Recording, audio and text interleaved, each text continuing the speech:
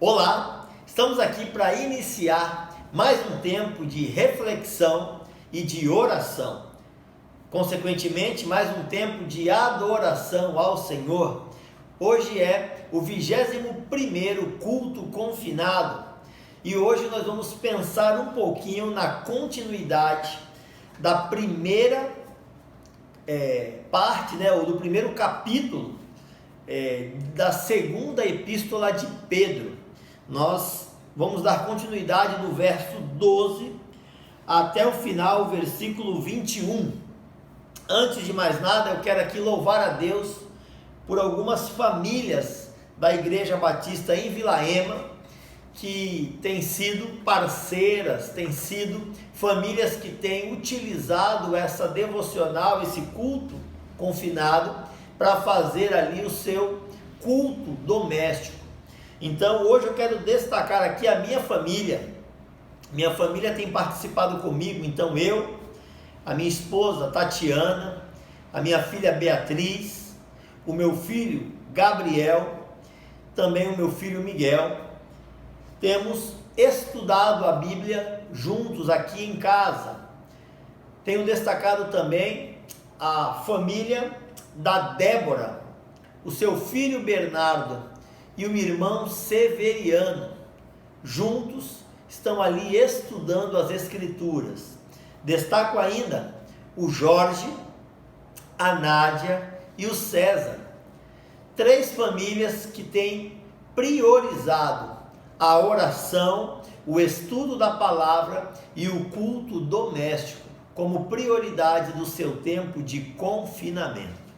Quero ainda destacar a minha gratidão ao carinho da Igreja Batista em Vila Ema, mas a irmãos em Cristo que fazem com que o cooperativismo faça parte da marca do cristianismo. Eu, por exemplo, tenho uma grande gratidão ao meu amigo Wanderson. Hoje ele me apoiou em um trabalho que fizemos de apoio às famílias da igreja. E vocês vão ver aí, estávamos totalmente paramentados, utilizando o equipamento de proteção individual para sairmos de nossas casas. Quero destacar aí a minha gratidão ao Wanderson e a Carolzinha, que ofereceu aí o seu pai por algum tempo aí para nos ajudar nessa manhã. Louvo a Deus pela vida da Carol e do Wanderson, que também tem sido uma família que tem utilizado o culto doméstico como parte da utilização do seu tempo. E quero destacar a Igreja Batista Nova Jerusalém, na pessoa do teu servo pastor Charles, meu amigo, na pessoa também do amigo Marcelo, que tem sido um grande companheiro aí, e toda a demais diretoria que tem nos apoiado como igreja.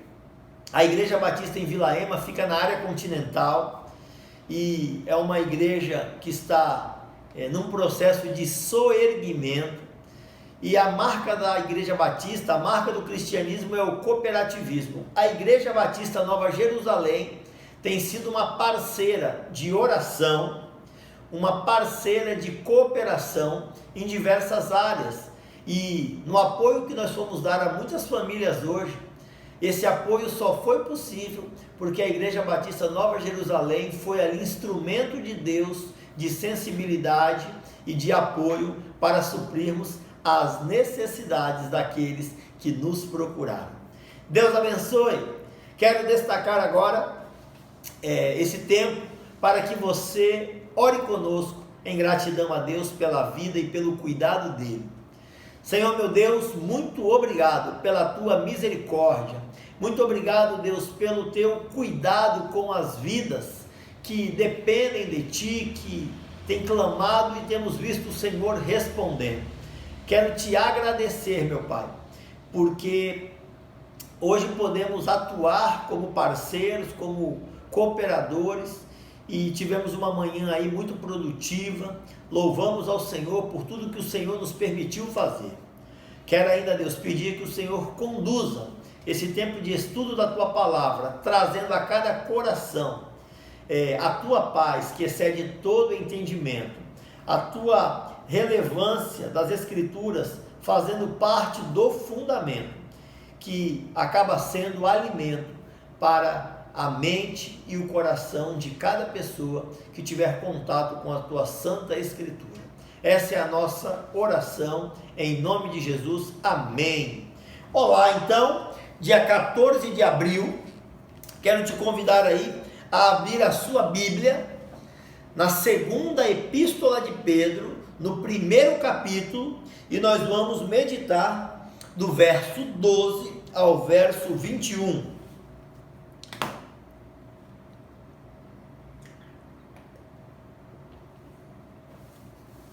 A minha versão é a NVI e diz o seguinte: a glória de Cristo e a firmeza das Escrituras. Por isso, sempre terei o cuidado de lembrar-lhes estas coisas, se bem que vocês já sabem e estão solidamente firmados na verdade que receberam. Considero importante, enquanto estiver no tabernáculo deste corpo, despertar a memória de vocês, porque sei que em breve deixarei este tabernáculo, como nosso Senhor Jesus já me revelou. Eu me empenharei para que também depois da minha partida, vocês sejam capazes de lembrar-se destas coisas. De fato, não seguimos fábulas engenhosamente inventadas, quando lhes falamos a respeito do poder e da vinda do nosso Senhor Jesus Cristo. Ao contrário, nós fomos testemunhas oculares da sua majestade. Ele recebeu honra e glória da parte de Deus Pai, quando da suprema glória lhe foi dirigida a voz que disse: este é meu Filho amado, de quem me agrado. Nós mesmos ouvimos essa voz vinda dos céus, quando estávamos com ele no momento santo, no Monte Santo. Assim, temos ainda mais firme a palavra dos profetas, e vocês farão bem se a ela prestarem atenção. Como a uma candeia que brilha em lugar escuro, até que o dia clareie e a estrela alva nasça no coração de vocês. Antes de mais nada, saibam que nenhuma profecia da Escritura provém de interpretação pessoal, pois jamais a profecia teve origem na vontade humana, mas homens falaram da parte de Deus, impelidos pelo Espírito Santo. Muito interessante esta declaração. Quero destacar algumas características desses versículos, apresentados aqui neste momento. O primeiro deles, no verso 12, Pedro destaca a urgência da sua mensagem e a brevidade da vida humana, e no caso específico, a brevidade da vida de Pedro. Ele sabia que a morte dele estava muito próxima, ele tinha essa convicção. No verso 13, ele diz: considero importante enquanto estiver no tabernáculo deste corpo. A ideia de que o nosso corpo é um tabernáculo terreno, ou seja, é templo do Espírito Santo. Ele deixa bem claro que enquanto ele está neste corpo, ele percebe a importância de despertar a memória daqueles que com ele conviviam sobre a importância da revelação das Escrituras e do testemunho que ele, Pedro, foi um dos apóstolos, discípulos de Jesus, que testemunharam tudo que aconteceu. Pedro pôde ver face a face o Senhor, ele pôde ver o Senhor sendo crucificado, como ele pôde ver o Senhor ressurreto. Ele pôde participar do ministério de Jesus. E ele, no verso 14, ele diz: porque sei que em breve deixarei esse tabernáculo. Olha só, você não vê o Pedro apresentando lamentações e o medo da morte assolando o seu coração. Não, você vê Pedro focado, totalmente preocupado em deixar o povo embasado sobre o alimento que de fato pode instruir a outros a respeito do abandono do pecado e da escolha para viver para a glória de Deus. Então, ele não perde tempo, ele usa aquele momento para destacar a importância de se absorver e crer nas Escrituras. Quando eu quero falar um pouquinho aqui sobre essa questão da revelação escrita, a doutrina da palavra de Deus. Quando a gente observa as diferentes formas da palavra de Deus, ela pode ser dividida em duas partes principais. A primeira, a palavra de Deus como uma pessoa, que é Jesus Cristo. Então, Jesus também é chamado de a palavra, ele é o verbo. João destaca isso. Então, João e Apocalipse também trabalham nessa questão. Jesus Cristo sendo a palavra de Deus. Esta é a primeira divisão do estudo. E a segunda, a palavra de Deus como fala de Deus, como manifestação. E aí, dentro da fala de Deus existem 4 subdivisões. A primeira delas são os decretos de Deus. Então, a maneira como Deus faz as coisas acontecerem ou traz a existência. E disse Deus: haja luz, e houve luz. Então, a criação do universo são decretos da palavra de Deus que cria as coisas. A segunda, a palavra de Deus para a comunicação pessoal. Então, quando Deus fala a Adão, ele deu esta ordem: você pode comer todas as árvores do jardim, mas da árvore do conhecimento do bem e do mal você não comerás. Então, na comunicação pessoal, aqueles que tiveram esta oportunidade de ouvir Deus, eles tiveram ali uma comunicação pessoal. É a segunda subdivisão da palavra de Deus, no sentido de como fala de Deus. Então, a primeira, decretos de Deus. A segunda, palavra de Deus, comunicação pessoal. A terceira é a palavra de Deus como discurso pronunciado por lábios humanos.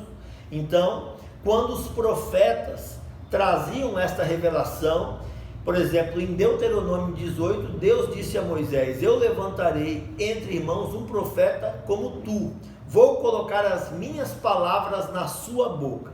Então, o discurso pronunciado por lábios humanos, quando Deus levanta um profeta e dá a ele uma mensagem para que ele proclame como um atalaia, é a terceira subdivisão. Então, é um discurso pronunciado por lábios humanos.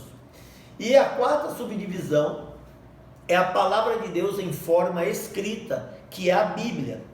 Além das palavras dos decretos de Deus, a palavra de Deus de comunicação pessoal e palavra de Deus falada pelos lábios humanos, também encontramos vários exemplos na Escritura onde as palavras de Deus foram postas por escrito. O primeiro destes casos é a concessão de 2 tábuas de pedra, na qual foram escritos os 10 mandamentos. E quando ele terminou de falar com Moisés no Monte Sinai, deu-lhe as 2 tábuas da lei, que 2 lajes foram escritos pelo dedo de Deus. Êxodo 31, verso 18. Então, neste caso especificamente, são os exemplos que eu quero destacar aqui. Quando Pedro destaca que nenhuma revelação Nenhuma profecia das Escrituras provém de interpretação pessoal. Pedro está destacando aqui a importância que ele dá ao reconhecimento da palavra de Deus manifesta para nós. Então, o cristão, ele entende que a palavra de Deus, ela é para aqueles que acreditam, um manual de regra, fé e prática. Então, a partir desta declaração, a partir desta informação que eu também adicionei, eu quero te convidar para que você comece a depositar nas Escrituras, na santa palavra de Deus, toda a sua convicção, toda a sua credibilidade. Que você passe a ler as Escrituras e procure se aprofundar nela, para de fato entender que é revelação, é Deus falando ao seu coração. Quero destacar ainda a importância da glória da parte de Deus e da sua suprema glória, quando ele destaca: este é o meu filho amado, em quem me agrado. Pedro está destacando aqui que Jesus, este filho amado de quem ele se agrada, Pedro mesmo ouviu dos céus o próprio Deus falando a respeito de Cristo esta declaração. Então isso faz com que ele tenha, no caso aqui, como o próprio escritor inspirado por Deus, ele tenha essa autoridade daquilo que ele presenciou. E é muito interessante a maneira como ele apresenta essa percepção. Deixa eu ler aqui, Mateus, capítulo 17, verso 5. A transfiguração, olha só. Mateus capítulo 17, eu vou ler o verso 4 e o verso 5. Então Pedro disse a Jesus: Senhor, é bom estarmos aqui. Se quiseres, farei 3 tendas, uma para ti, uma para Moisés e outra para Elias. Essa foi uma passagem da transfiguração.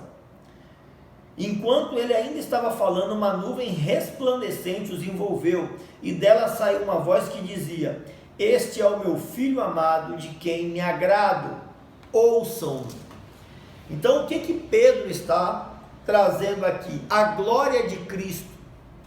Aquilo que Pedro viu de modo sobrenatural, o próprio Deus naquela nuvem os visitando e confirmando toda a relevância, toda a importância, toda a preeminência, toda a autoridade, toda a glória, toda a supremacia de Cristo, que ele ouviu do próprio Deus essa declaração. Então Pedro destaca que Jesus, que ele mesmo viu sendo exaltado, sendo ali glorificado, recebendo aquela declaração de Deus, esse é um testemunho que ele presenciou. Por esse motivo, ele dá tanta credibilidade e explica que toda a declaração da Bíblia é uma inspiração divina de pessoas separadas pelo Senhor, que foram conduzidas pelo Espírito Santo para nos trazer as Santas Escrituras como testemunho e elementos para fortalecer a nossa fé e nos inspirar a obedecer ao Senhor e caminhar até o céu. Então, meu amigo, a glória de Cristo e a firmeza das Escrituras devem ser características de todo cristão. Você deve ler a Bíblia com convicção, certamente com o coração, mas também com a sua razão, procurando entender aquilo que Deus traz para você como testemunho infalível e perpétuo. A palavra de Deus jamais passará. A palavra de Deus é o livro que até hoje tem tamanha relevância, é o livro mais vendido, é o livro mais lido, ganha disparadamente de qualquer outra literatura. e continuará ganhando e sendo esse instrumento de Deus para modificar pessoas e ligar cada uma delas à eternidade. Terminamos assim o primeiro capítulo da segunda epístola de Pedro. Eu quero ainda ler, eu li alguns materiais do Wayne Grudem, Teologia Sistemática, mas eu também quero aqui ler História e Teologia da Reforma, de William Walshaus. Ele, quando fala do princípio escriturístico, é critério da fé para os reformadores. Para eles, é fundamental que a teologia inicie a sua reflexão com o tema da revelação de Deus em Jesus Cristo. Isso implica falar de Jesus Cristo, o que leva à reflexão sobre o próprio Deus e, finalmente, como ele nos é apresentado através das Sagradas Escrituras. Portanto, o princípio escriturístico está subordinado à compreensão da revelação de Deus em Jesus Cristo. Todo cristão precisa ter uma exegese, uma chave hermenêutica cristocêntrica. Esta é a base da nossa fé. E neste momento eu te digo: conheça Jesus Cristo, conheça o que ele veio de fato trazer à humanidade, conheça o que é o Evangelho, conheça o que são as boas novas, conheça o Senhor hoje, que ele mudará a sua história e o seu amanhã. Nesse momento teremos uma mensagem cantada e eu quero aqui também finalizar esse momento de culto confinado com uma gratidão ao Senhor. Nós oramos aqui um bom tempo por um jovem chamado Abel. Estava numa situação crítica no hospital, mas aprove Deus dar alta para ele e fazer um milagre de cura na sua vida. O Abel hoje já está aí voltando para as suas atividades, né? E louvamos a Deus por esta resposta de oração. Fomos procurados em gratidão pelo tempo que oramos e continuaremos a orar pelo restabelecimento completo do Abel. A Margarete, que é muito amiga, a família dela, o Alberto, eles estavam ali acompanhando e hoje nos mandaram uma mensagem de gratidão, que o Abel está com a sua família em casa e não está mais na UTI internado na situação crítica que se encontrava. Louvamos a Deus por isso. E te convido, confie no Senhor para todas as suas necessidades. Ele tem poder e quer cuidar de você. Estamos multiplicados e nunca encerrados.